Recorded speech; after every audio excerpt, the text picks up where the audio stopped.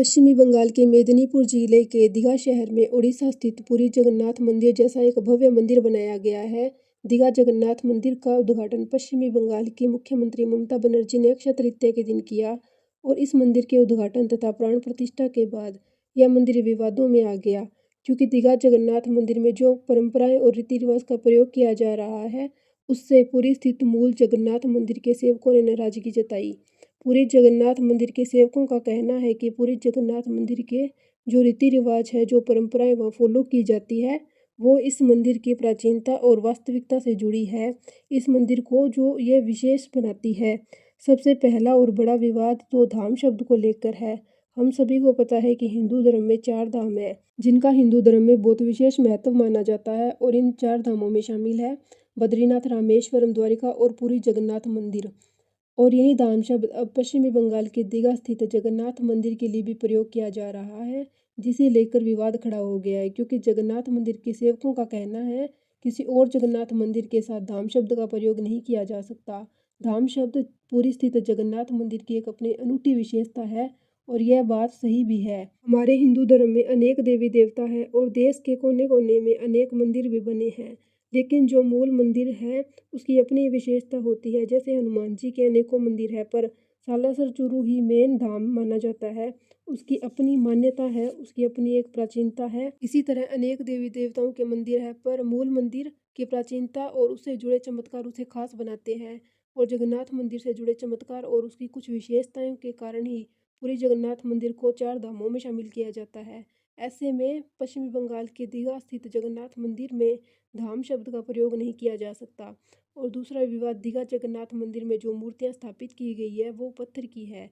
वास्तविक पुरी जगन्नाथ मंदिर में जो मूर्तियां स्थापित की जाती है वो नीम की लकड़ियों की बनाई जाती है। यह परंपरा प्राचीन काल से इसी मंदिर की स्थापना के साथ शुरू हुई थी।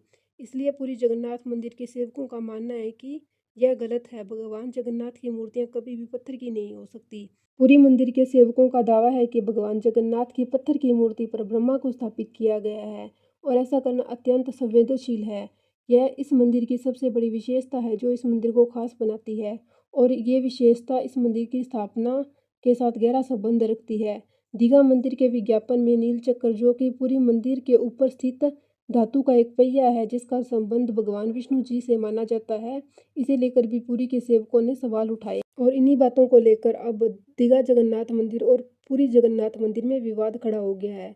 पुरी स्थित जगन्नाथ मंदिर के सेवकों ने अपने समुदाय के सदस्यों को दीघा मंदिर में आयोजित होने वाले किसी भी अनुष्ठान में भाग न लेने को कहा और कहा कि नए मंदिर में मूल मंदिर के परंपराओं और अनुष्ठानों की नकल नहीं की जा सकती। अगर ऐसा होता है तो मूल मंदिर के महत्व में कमी आएगी। और सबसे बड़ी बात, हम सभी को पता है कि पुरी स्थित जगन्नाथ मंदिर में प्राचीन काल से ये परंपरा रही है कि पुरी स्थित जगन्नाथ मंदिर में केवल हिंदुओं का प्रवेश ही अनिवार्य है और इसी परंपरा के चलते देश की प्रधानमंत्री रही इंदिरा गांधी को भी इस मंदिर में प्रवेश नहीं करने दिया गया। लेकिन अब दीघा स्थित जगन्नाथ मंदिर में इस परंपरा का पालन नहीं किया जाएगा और इस परंपरा का उल्लंघन करने पर भी विवाद किया जा रहा है। सरकार को तो ऐसा करने से लाभ होगा क्योंकि इससे टूरिस्ट बढ़ेगा, सरकार की आय में वृद्धि होगी। लेकिन हिंदू धर्म की परंपरा का क्या? इस परंपरा का आज तक कभी भी उल्लंघन नहीं किया गया। मंदिर के बाहर भी कई भाषाओं में साफ शब्दों में लिखा है कि गैर हिंदुओं का प्रवेश वर्जित है। अगर हम बात करें उड़ीसा के पुरी शहर में स्थित जगन्नाथ मंदिर की प्राचीनता और विशेषता के बारे में, तो ये उड़ीसा राज्य के पुरी शहर के तट पर स्थित है। यह मंदिर भगवान विष्णु के अवतार श्री कृष्ण को समर्पित है। इस मंदिर में नीम की लकड़ी से बनाई गई 3 मूर्तियां स्थापित की गई है, जिसमें भगवान जगन्नाथ, उनके भाई बलभद्र और बहन सुभद्रा शामिल है। इस मंदिर का वार्षिक रथ यात्रा उत्सव बहुत प्रसिद्ध है। इस मंदिर में भगवान जगन्नाथ, बलभद्र और सुभद्रा की मूर्तियों को हर 12 से 19 सालों में बदला जाता है और यह मंदिर अपनी प्राचीन रहस्यों के कारण भी प्रसिद्ध है। पूरे जगन्नाथ मंदिर के ऊपर लगा झंडा हमेशा हवा के विपरीत लहराता है और दिन के किसी भी समय मंदिर की छाया कभी भी दिखाई नहीं देती। मंदिर के ऊपर से कोई भी पक्षी या विमान नहीं उड़ता। जैसे ही आप मंदिर के द्वार के अंदर कदम रखते हैं तो समुद्र की लहरों की आवाज़ गायब हो जाती है। इस मंदिर में जो प्रसाद तैयार किया जाता है उसके पकने की प्रक्रिया विचित्र है।